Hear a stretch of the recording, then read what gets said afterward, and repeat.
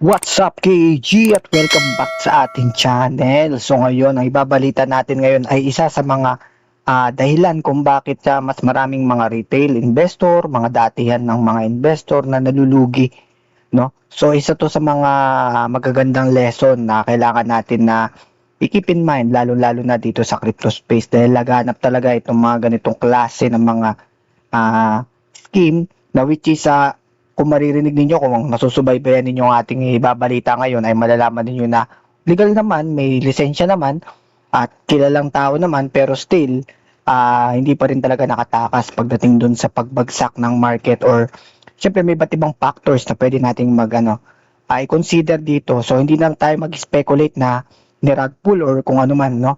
Pero dito pa lang is makikita na natin na dapat maging mas maingat tayo lalo na dun sa ating mga tinatayaan o yung ating mga iniimbesan na mga coins, no? So let's start. Punta na tayo dun sa ating balita. So ang balita na to ay galing sa Coin Bureau.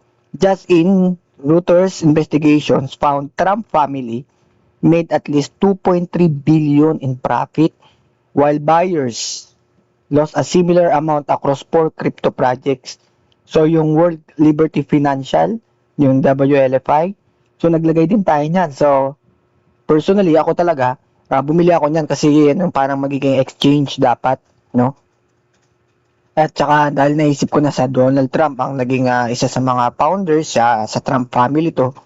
So nag-invest din ako diyan at talagang underwater yung presyo.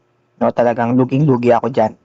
Sumunod is yung Trump meme coin, yung Trump coin, no, lalo na nandyan din yan sa exchanges ng CoinsPH, Alt5 Sigma, no? Ito hindi ko alam to, tsaka yung American Bitcoin. So hindi na to nasagap ng radar ko. Ang nasagap ko lang is yung Trump coin at saka yung World Liberty Financial. At sa dalawang coin na yan, doon ako sa WLFI. Sa World Liberty ako nag-invest na ngayon ay talagang luging-lugi na. Parang ang bili ko ata ng in average is 12 pesos. Alam ko ngayon is mababa na ang presyo niya. Hindi ko pa na-check pero kita ko talaga sa aking portfolio na talagang bumagsak yung presyo ng WLFI. Hindi naman ganun kalaki pero still, nagtiwala ako doon sa kay Donald Trump na magiging mas yun. Nagkaroon pa nga ng issue yan kay Justin Sun. Isa rin sa naging dahilan kasi kung si Trump lang, sana Trump meme coin yung binili ko, di ba? Pero kaya lang din ako nag-decide na bumili dahil yung may-ari ng Tron Network is nag-invest din sa kanya, si Justin Sun. Justin Sun kasi ang may hawak naman ng Tron Network. At yung Tron talaga is talagang nag-i-invest din ako doon dati nga lang, mas maaga ko siyang binenta. Pero nakita ko talaga na ang ganda ng performance ng Tron. Sa lahat siguro ng coin na altcoin na yon, ang Tron Network yung tuloy-tuloy pa rin yung pagtaas. In terms of BTC laban sa Tron yung graph niya mas pa rin siya, mas profitable pa rin siya sa Bitcoin. Kung titingnan yung graph ng Tron versus sa Bitcoin, no? In terms of Bitcoin yun. So sabi dito yun nga, may isang grupo na kumita ng mahigit 2.3 billion habang yung kabilang side parehas talaga yun na nawala sa investor. So kung 1.1 billion, ay kita mo naman dito na halos magkakadikit yung mga presyo ng pagkalugi ng mga investor, no? Ang nakakagulat din dito, hindi ito nangyari sa isang scam na project. Hindi rin ito nangyari sa isang anonymous founder. Nangyari ang mga crypto projects na to na konektado mismo sa pamilya ni Donald Trump, no? Ngayon, syempre yung Reuters nag-imbestiga sila. Nagsasabi sila na parang noong 2024 to 2026, mahigit parang 2.3 billion in profit ang kinita ng Trump family. Yung mga investor naman ay nawalan ng same na halaga, no? Ngayon, kung hihimayin natin, ano ba talaga yung nangyari? Scam ba talaga? May nalabag ba sa batas? At ano yung pinakamahalagang lesson para sa ating mga retail investor lalo dito sa Pilipinas, no? So, balikan muna natin yung history. Noong 2024, nagsimula yung maging pro-crypto yan si Donald Trump, no? Nakakagulat dahil kilala siya na parang dati is parang crypto skeptic siya. Pero habang papalapit yung eleksyon, naging isa siya sa pinakamalakas na boses pagdating sa crypto industry. Kaya talagang na-excite yung marami, kahit ako na-excite, naging paborito ko pa nga siya. Pagkatapos nung sunod-sunod na yung mga naging project, yung World Liquidity Finance, Trump na meme coin, Alt5 Sigma, American Bitcoin, lahat yan may connection sa Trump family at iba't ibang paraan. Pero dahil doon, napakalakas ng brand ng Trump name, lalo na sa mga investor na talagang sumakay doon sa project. Marami rin na naniwala na kung ang presidente ng Amerika, syempre nasa mga tokens na to, talagang legit. Sobrang siguradong legit yan, syempre. Presidente ng USA, no? Tapos na binaback upan ng presidente ng USA, syempre talaga magtitiwala ka. Ang problema, at doon nagsimula na yung malaking pagpasok ng pera sa mga project na yan. Kagaya ng World Liberty Financial, ito yung pinakamalaking contributor kasi sabi rin dun sa Reuters, no, 1.1 billion hanggang 1.4 billion yung kinita ni Trump, ng Trump family dito, no? Pero habang kumikita yung mga founders at insider, bumabagsak naman yung value ng token. Maraming investor, syempre, yung mga naipit, may mga token holders na nakapag-lock pala hanggang 2030 pa, nila makukuha yung kanilang asset, no? Doon pa lang makikita mo na isa sa isa sa mga pinakamalagang katotohanan dito sa crypto. Hindi porket kumikita ang project, founder, kumikita na rin ang investor. So magkaiba yun. Yung mga, syempre, yung mga project founder, yan, sila yung pamilya ni Trump. So ibig sabihin din nun is kikita rin yung mga investor doon, no?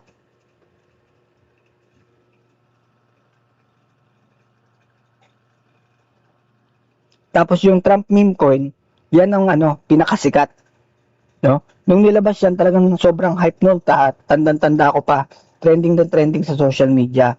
Pinag-uusapan talaga sa buong crypto space. Pero dahil nga yung mga ganyan is mayroon na akong experience, so hindi ako naglagay ng pera dyan. Tsaka sa pa-meme coin kasi siya. Tapos syempre tulad ng maraming meme coin na nangyari, maraming na FOMO o yung mga na fear of missing out. Humigit kumulang 616 million naman yung kinita ng Trump dyan, Trump family. Habang mahigit na 700 million naman yung nawala sa mga investor. At syempre mula doon sa pinakamataas sa presyo, halos nabura talaga karamihan ng mga value token, no? Talagang classic meme coin cycle. Meme coin talaga. So mag-hype, magpa-pump, mapo-FOMO yung retail, tapos saka magda-dump, no? Yung Alt5 Sigma naman, tsaka American Bitcoin, mas traditional kasi ito sa mga negosyo sa pagkakaintindi ko, no? Mga kumpanya na konektado mismo sa crypto industry. Pero kahit dyan, talaga, pareho din yung naging pattern, tataas yung presyo dahil sa pangalan. Magkakaroon na excitement, papasok yung mga investor, pagkatapos bumagsak ng evaluation. Habang yung mga malalaking stake ay nakapag-lock in pa ng mga nakalock pa yung mga gains nila, no? So meron din silang mga staking ganun. O di kaya yung mga parang naka-time deposit na mga coins ganun. Ang gusto kong pag-isipan natin dito, hindi naman sinasabi sa Reuters na illegal yung ginawa, no? Maraming eksperto rin yung nagsasabi na maaaring legal yung buong setup. Pero yung pagiging legal, hindi ibig sabihin nun is magandang investment, no? Dito marami talaga nagkakamali, dito maraming nagkakaproblema, lalo na tayo mga retail investor. Kagaya ko, akala ko legal naman, may sikat na tao, may government connection, may malaking pangalan, kaya feeling ko safe. Hindi. Napakaraming legal na investment na pwede rin malugi, no? Tsaka napag-uusapan na rin naman natin yung opportunity cost. Ito yung pinakamasakit, no? So nabanggit ko to sa dati kong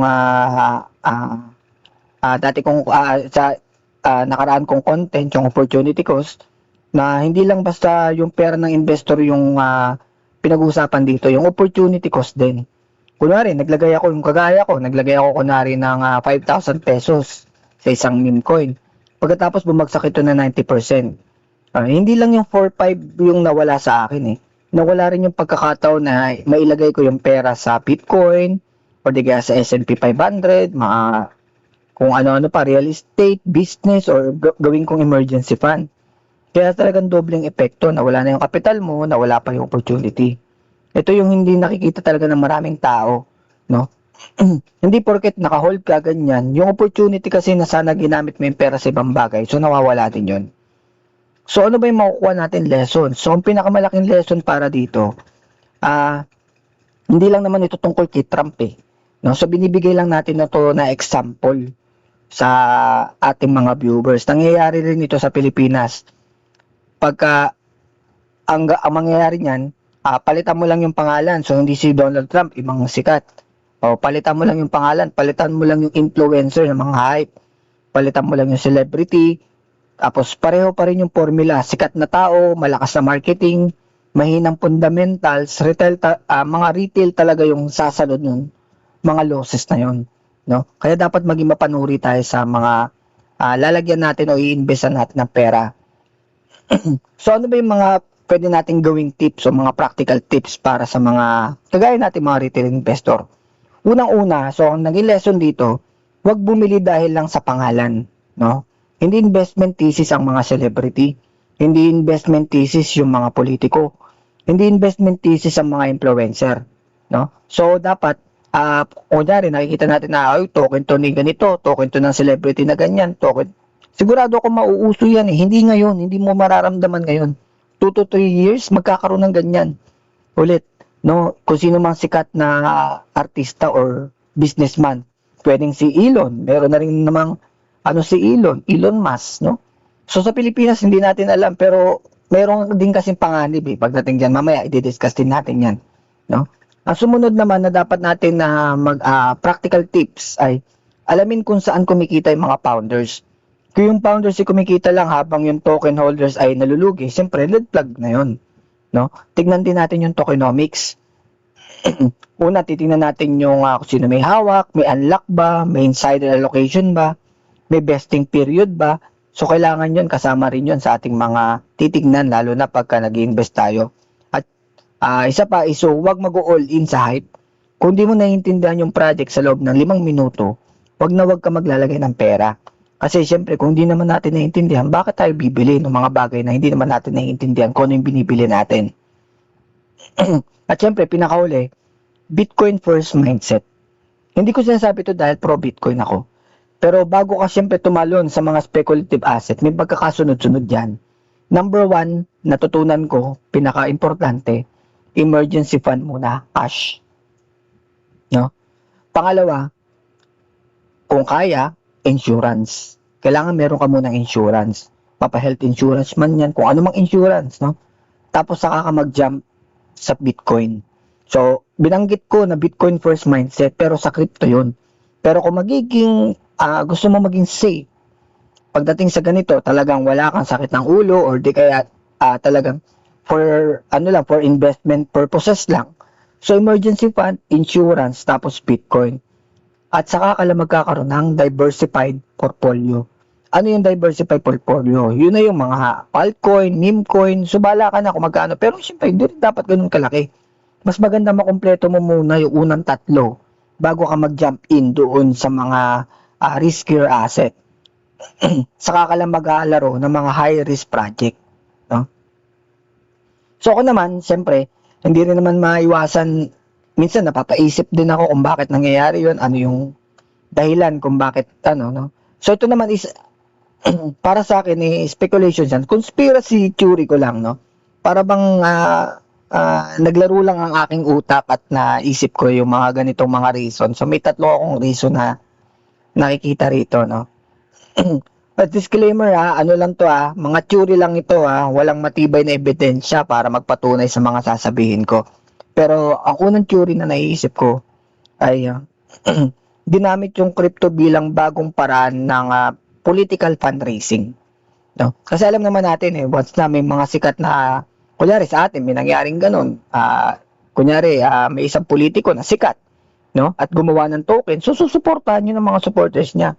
Pero dahil global yung crypto at mabilis yung capital movement, may mga nakikita ko na maaaring naging paraan ito para makakuha ng suporta mula sa iba't ibang grupo. So hindi ka na lang kumukuha ng pondo politikal, yung pang-political na pondo sa sarili mong lugar o sarili mong bansa, so nakakakuha ka rin ng pondo galing sa ibang bansa, sa ibang tao, di ba? Para magkaroon ng ano. So, hindi siya healthy, hindi siya ano. So, gagamitin lang yun for political purposes talaga, no? Sa palagay nyo, anong naiisip nyo tungkol doon, no? Pwede, di ba?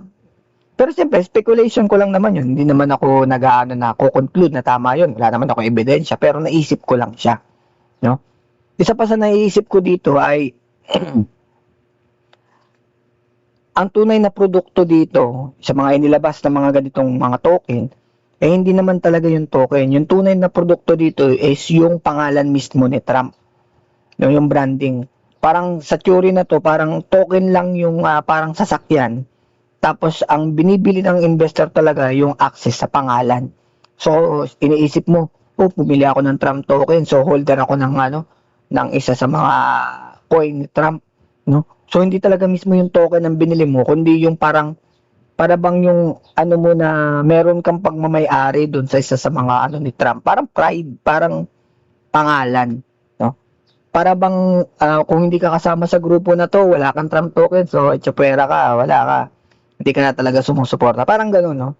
So para sa akin is parang hindi na siya tungkol sa token, tungkol sa dun sa access doon sa pangalan o para sa impluwensya ng isang celebrity, politiko, kung sino mang influencer.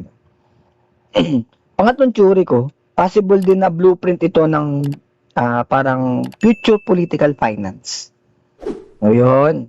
So, baka naging to, parang prototype na pwede pala natin gamitin ito, no? Kung gumana ito sa isang political figure, pwedeng gayahin ito ng ibang politicians sa iba't ibang bansa. At nakita naman natin yun, ang dami na. May Melania pa nga yung asawa ni Trump na meron din siyang sariling token na nilaunch no? So, crypto tokens na yung nakaangkla sa parang personal brand. At yun yung nakakatakot dito, no? The more na nagkakaroon ng more power yung isang politiko, pagdating, ewan ko kung mangyayari yun dito sa Pilipinas. Kasi mangyayari niyan, pwedeng may politiko tayo na susuportahan natin.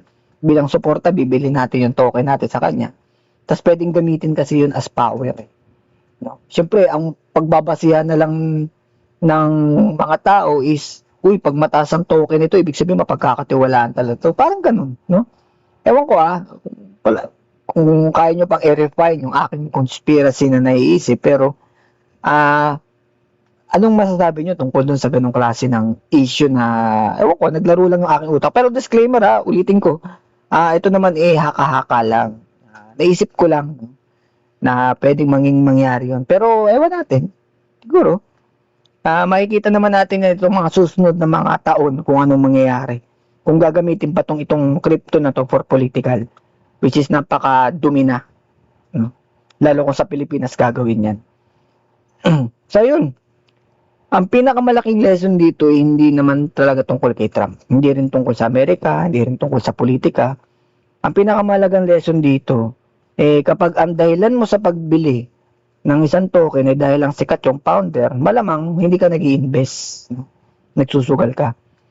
Sa crypto, hindi mahalaga kung gaano kasikat ang tao. Ang mas mahalaga, tokenomics, utility, revenue, sustainability, at syempre, pinaka-importante sa lahat, risk management. Kasi sa dulo ng bawat bull market, no, kadalasan ng retail ang nahuhuling bumili. At kapag tapos na yung hype, syempre, retail din yung naiiwan. No? Laging retail ang naiiwan na holding the bag, na sobrang bagsak na hindi makapagbenta dahil ang laki ng perang nailagay. No? So, palagi tayong mag-iingat. Titignan muna natin yung mga token natin na binibili. At huwag tayo papadala sa hype. Kahit naman, presidente na ng USA yan. One of the powerful leaders dito sa mundo. But still, ganyan pa rin yung nangyari. No? Imagine niyo kung siya nga mismo, presidente na ng US, ganyan pa yung nangyari sa token. Paano pa yung mga celebrity lang, influencer lang? No? Hindi natin masabi kasi ang dami na rin naman lumabas sa mga ganyan mga token ng mga celebrities pero hindi rin naman nag-work, wala rin namang no? Ganun sila, meme coin, Trivia din, yung World Liberty Finance, hindi yan meme coin, DeFi yan ha. So exchange yan, kaya nag-invest ako dyan kasi may utility siya. No? Pero kahit ako mismo yun, diba? Hindi ko masasabing naging biktima ako dahil hindi ko pa naman binibenta yung token ko. Malay ko ba kung baka biglang umangat pa o ano pa. Pero wala na eh. Hindi na rin worth it kunin kahit nalugi. So hinayaan ko na lang, naging collection ko na lang yung coin na yun. I left holding the bag. So ganun na nangyari sa akin. Pero sa akin, kaya kong i-tolerate yung loss. Diba? Kasi meron ako sistema sinusunod. Pero paano yung mga kababayan natin na hoping na, uy, ilalagay ko rito yung pera ko dahil hoping ako, lalo na kailangan ko yung pera na to kahit dumoble lang ito. Pero paano yun? Down yung iyong crypto. So, wala na. Napakahirap bumawi, lalo na kung pinaghirapan mo yung pera tapos all of a sudden mawawala lang dahil hindi ka nagbasa, hindi ka nag-research, no? Lahat talaga, guys, sad to say, dito talaga sa crypto, kailangan mo talaga mag-research, mag-isip, karoon ng critical thinking. Dahil hindi ito laro-laro lang. So, ang pinagbabasehan dito, ang kalaban natin dito ay isa sa mga pinakamagagaling na tao sa mundo. No, mag-isip, mga investor, magagaling sa pera. So, kung tayo lalaban lang tayo dito, utak natin ay parang ano lang, nagsusugal lang. So, talo tayo ng mga taong alam na kung paano ano yun yung mga kagaya natin na ganun yung mindset. So, nasa mindset kasi dito, kung sino may poor mindset, siya talaga yung ubusin ng market. Ngayon lang, maraming salamat sa inyo lahat, sa ating mga supporters and subscribers. Thank you so much sa inyo lahat. Saludo sa inyo mga ma'am at sir. At i-like and share din ang ating mga videos, sa ating mga content, at comment down below kung sa tingin nyo nagkaroon ba kayo ng aral pagdating dito. At palagay nyo ba dun sa aking mga theory na inilabas ay posible kaya na mangyari? So, yun lang, no? Magkita-kita na lang tayo sa arena. Thank you so much sa inyo. Game on!